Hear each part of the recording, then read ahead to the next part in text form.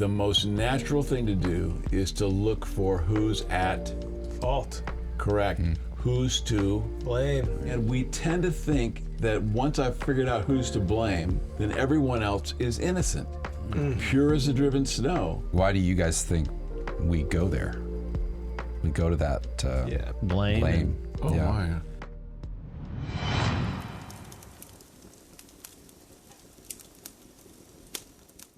So this is our second conversation from the really helpful book called Difficult Conversations.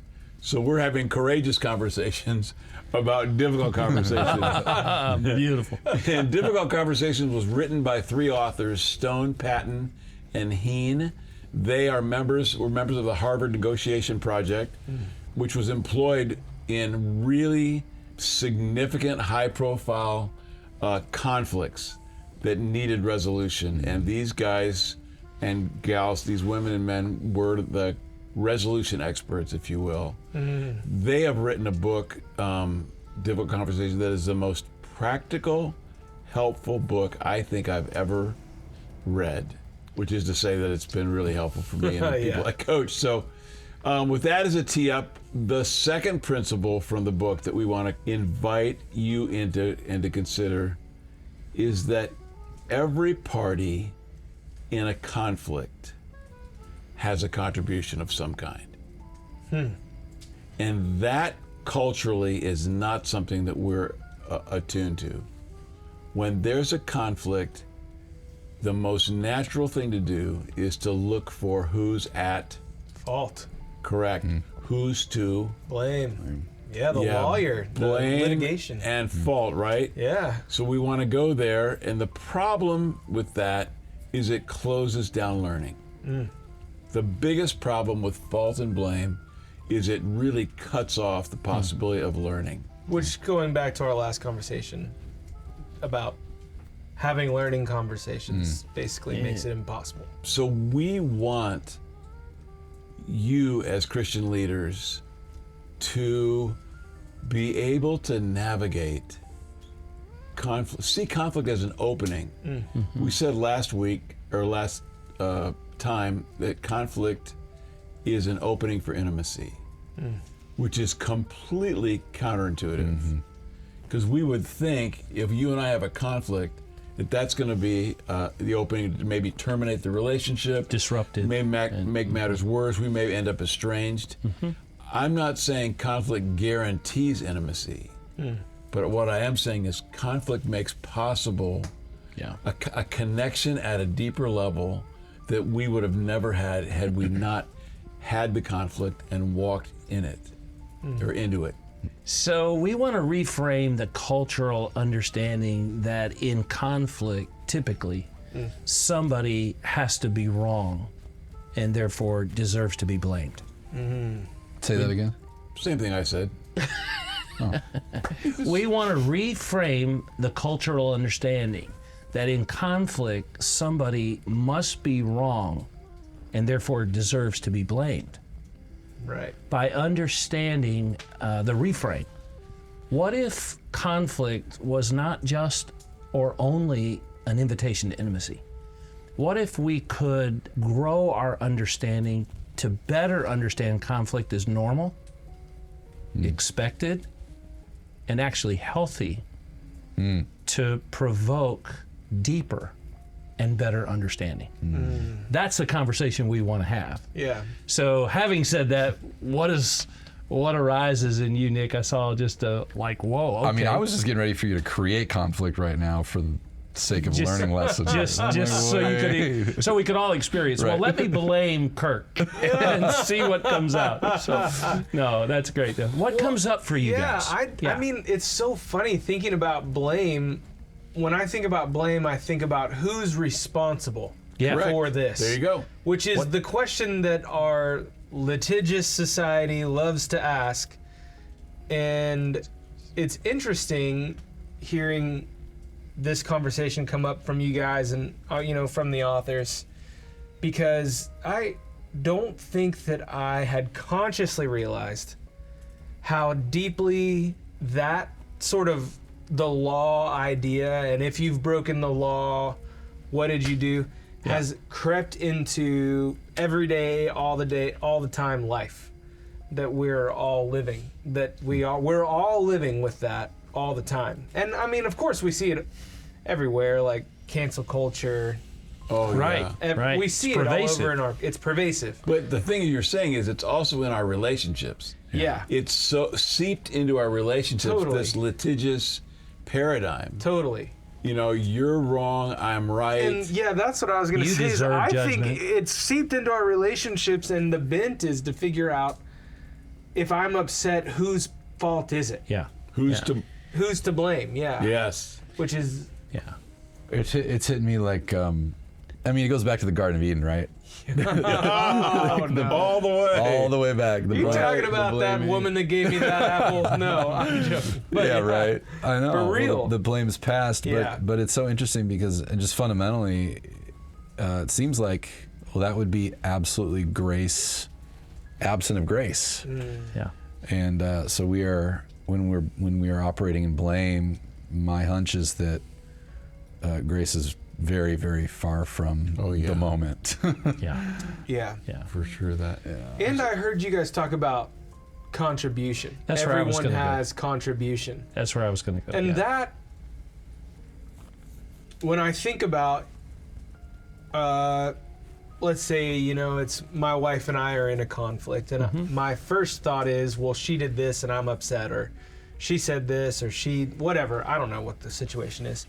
And I think when I hear you say everyone has a contribution, my next thought then is, if what you guys are saying is true, if what the authors are saying is true, we all have contribution, then I must have done something that provoked her. Is that what you guys are saying? Not necessarily, Not bro. necessarily. You just have a contribution to the breakdown. Tell me more about what that means. So, for example, my contribution to a breakdown may be that I was unapproachable to you. Okay. I made myself unapproachable to you, subconsciously, not intentionally. Right. But I knew we had a potential to be at odds with each other, and so I've just been kind of made myself a little bit unavailable. Right. Or maybe I've just behaved a bit touchy around you. Yeah. And so you haven't brought up the topic that our scenario invited. Right. You see what I'm saying? Yeah, I get it. Sometimes the contribution is what I left unsaid or undone. The Spirit of God pricked my heart. I knew I missed it. And instead of coming to you and humbling myself, owning my part in it, by the way, which is another important distinction from this, which is so many of us in Christian ministry, or Christians for that matter, good-hearted Christians, to take the blame for things that weren't theirs. It wasn't their responsibility, but they'll say, oh, it was all on me. My bad. That's mine. It's on me. Forgive me. I did it wrong. I take all the blame for that. Right. When in fact, I think in honesty, what I've been learning since I read this book and been trying to apply the principles, I can only own my part. And I want to own my part, and I need to own my part. So we're saying that on the one hand, you can't own more than your contribution. Yeah. But on the other hand, we tend to think that once I've figured out who's to blame, then everyone else is innocent, pure as the driven snow. And what we're offering is no. In fact, no one is complete. If you're in a conflict, you have a contribution. That's good. It may not be massive. It might be small. It might be something you omitted, something you failed to say. Doesn't have to be equal. No. Right. And whose is bigger and whose is smaller is irrelevant. We want to simply own our contribution. Yeah. But I cannot say, oh, I'm the innocent victim here. I've been taken advantage of. Why? Because of Galatians 6. It's a fascinating text. It says in the King James, be not deceived. God is not mocked. What a man harvests is what he has sown. What you reap is what you've been sowing. And the author, Paul, feels so strongly about that that he says God won't be mocked, Wow. which means if I'm reaping a harvest of something I don't want, don't like, don't appreciate, I get to look to see how in the world did I sow this, what I'm harvesting now, Yeah. how did I sow that? We think we get a garden full of green peppers and we're like, oh no, I planted tomatoes. All I planted was tomatoes. But what does my garden say? Jalapenos. Right, jalapenos. Yeah. I'm sure that I have issues with this in my life, but somebody else is coming to mind right now where I'm like, oh man, this is their story. They do not understand how they always find themselves in challenging difficult social situations. Yeah. And they have all the excuses in the world with like, this was my intention. I was justified in responding in this way. And like they're blind, they're completely blind. It's a blind spot. to it. You can say it's me. So I'm I'm really We're all thinking it. Yeah. Was it John? no. Okay. No. So here's the Sorry, big I didn't want to pile on if it was true. here's the big frame again. Leadership competency is one's ability to recognize their own contribution Yes. in every conflict. Yeah. Yeah. And I like to say, in every conflict, there's productive conflict and Yeah. unproductive Yeah. conflict. And I think we're thrown to unproductive conflict when we're talking about who's at fault, who's to blame, and what other people deserve as a Yeah. result of what they've done. And we're suggesting that the book helps us understand, what if we could pause and say, well, what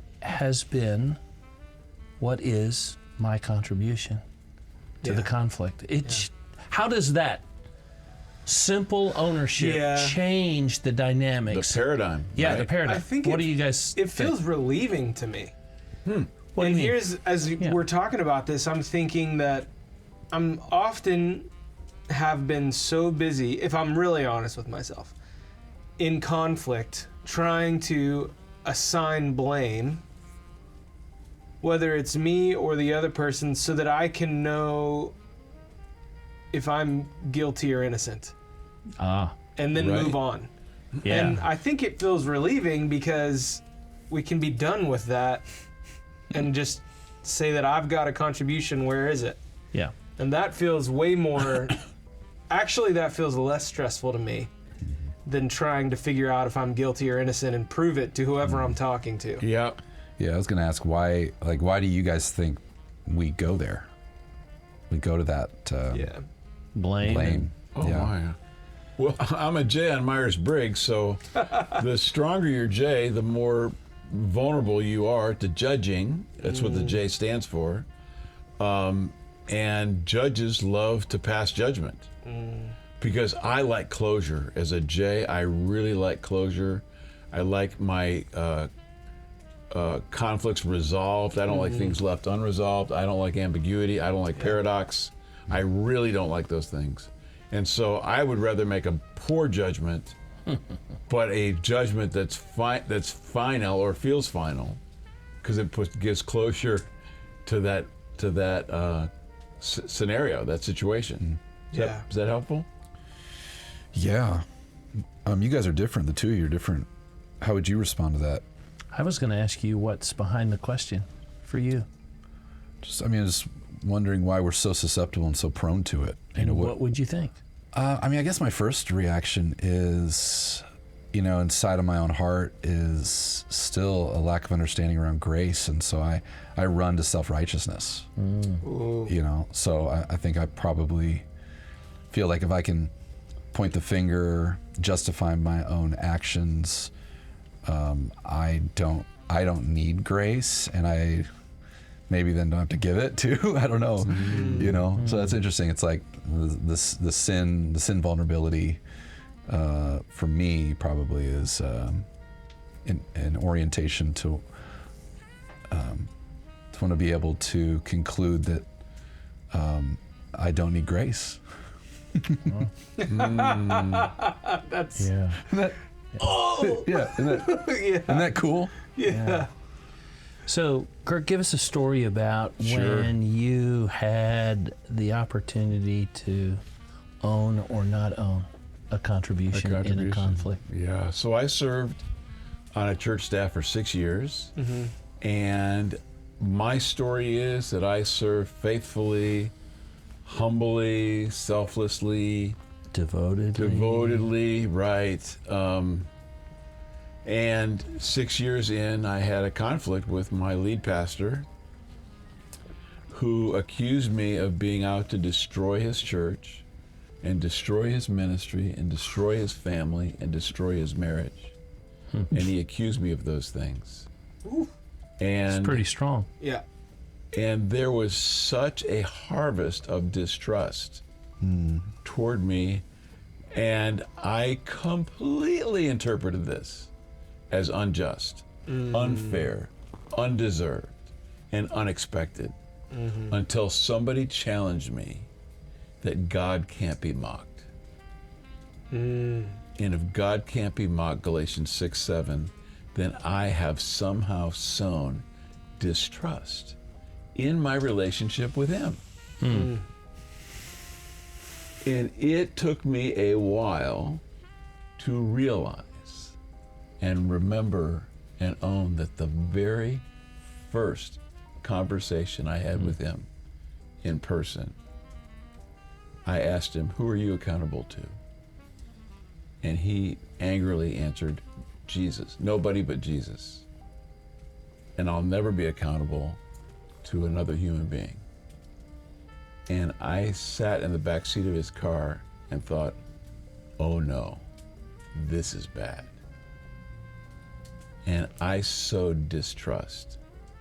And I now realized that I failed to trust him from that moment 6 years prior. And all the way through our relationship, and I had no awareness that I was distrusting, that I was sowing distrust in that. Wow. Are you suggesting that ways in which you operated and acted throughout the 6 years probably were a result of your unconscious distrust? True, and I had no awareness. Wow. Like I remember thinking that thought when we were having this conversation, my first real conversation with him, Yeah. one-on-one, but I never connected those dots. I never recognized that there it was. Wow. There was the sowing, and 6 years later came Here's the reaping. came the reaping. Not that his response to you in that moment was justified or right. Not that Yeah. you know, Well, he probably had his carried it. contribution. Yeah, he had his Yeah. contribution for sure. Yeah, probably it's not my point, nor is it my place to try to discover somebody else's contribution. Right. Yeah. Just freaking freeing. All I have to do is be concerned with my own. And I want to own that. I want to own it with you guys. I want to own it with you, Z, because we clown around a lot. And I know that I cross the line from time to time. And I want to own that every time I do it. And I want to keep doing it because it's so much fun. I just wonder what I'm sowing that causes you to want to live like that. Well, I think you should examine that. I need to. Because God won't be mocked. Yeah, yeah, you know, that's an interesting thought. Yeah, so we laugh about that, and I appreciate those words sincerely. And there is a lot of freedom, I think, for a leader when they have the security in God to own their own contribution. And it is rarely done in senior leadership in church environments. I think there's something, Nick, you asked a question earlier, I think there's something about feeling like I'm in charge. I can't let people in. I have to be right. I need to be in control. It is really almost parental. I think or view other people as less mature. And as a senior pastor, I need to be the most mature one in the room. So I'm going to tell you what your faults are. I'm going to show you where your blame is. Everything is a lesson for your growth. And rarely do we ever look at ourselves and say, how did I contribute by what I did or what I didn't do? What I said or what I ought to have said that I didn't say? And so I think it's one of the most challenging aspects or competencies for a leader to grow in this awareness that in every conflict, there's contribution elements, and I need to learn to own my contribution to the breakdown of the conflict.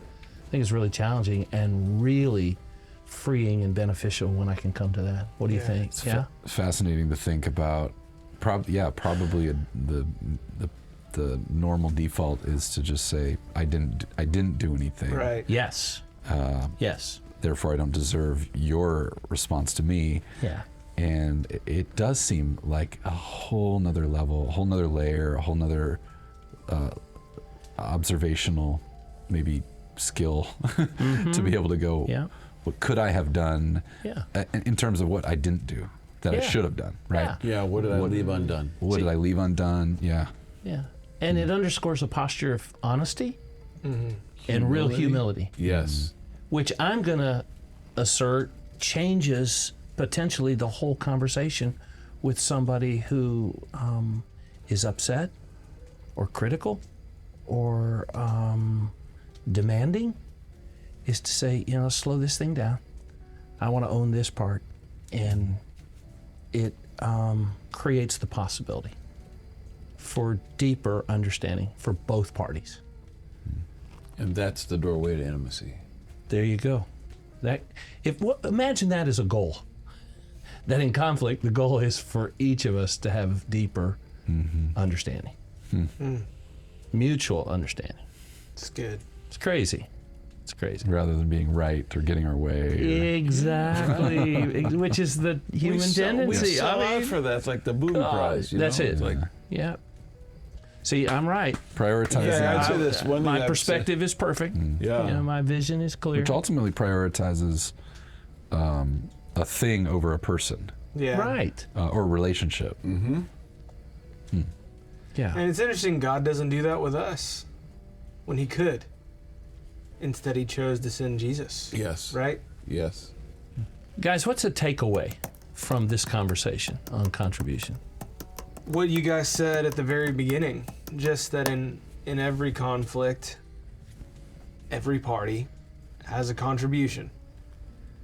And so the takeaway is, can I practice living that the next time I'm in a conflict? That's good. Let's just start with the next conflict. I don't know when it'll be.